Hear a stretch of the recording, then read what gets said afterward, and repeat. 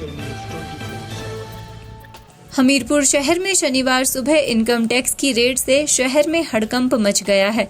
हमीरपुर शहर के एक व्यापारी परिवार के अलग अलग प्रतिष्ठानों के बाहर सीआरपीएफ के जवान और इनकम टैक्स डिपार्टमेंट के अधिकारी कर्मचारी सुबह से अभी तक खड़े हैं। लगातार जांच चली हुई है। इसके अलावा एक ठेकेदार और भोला हार्डवेयर की दुकानों पर भी छापेमारी हुई है। वहां भी लगातार दस्तावेजों की जांच की जा रही है। कांग्रेस नेता ने भी इनकम टैक्स डिपार्टमेंट की रेड को लेकर अपनी प्रतिक्रिया दी है। तकनीकी शिक्षा मंत्री राजेश धर्माणी का कहना है कि जब से भाजपा सत्ता में आई है तब से सीबीआई और ईडी का दुरुपयोग किया जा रहा है। उनका कहना है कि राजनीतिक तौर से इसका दुरुपयोग किया जा रहा है, जो कि गलत है।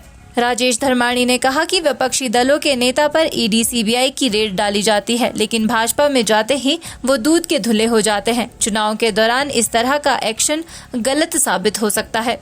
कई तरह की चर्चाएं पैदा हुई हैं और क्योंकि चुनाव यहाँ चले हैं, चुनावों के दौरान इस तरह का जो रेड है उससे कई चर्चाएं निकलती हैं और कुल मिला के इसकी टाइमिंग ठीक नहीं थी, हम ये कह सकते हैं।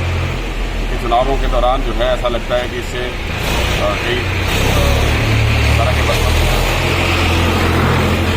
ज़्यादा तो मैं इसको नहीं बोल पाऊँगा, लेकिन कुल मिला के यही है कि इसकी टाइमिंग ठीक नहीं थी, है ना। चुनाव की बात कर लेते या जो भी था।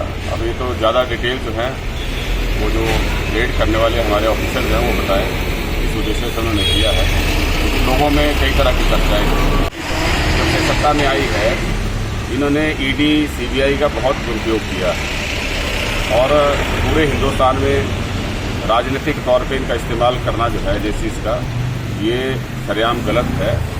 और क्योंकि इस तरह के इम्प्रेशन रहे हैं पहले, इसी वजह से लोगों में यहाँ कई तरह की चर्चाएं हैं।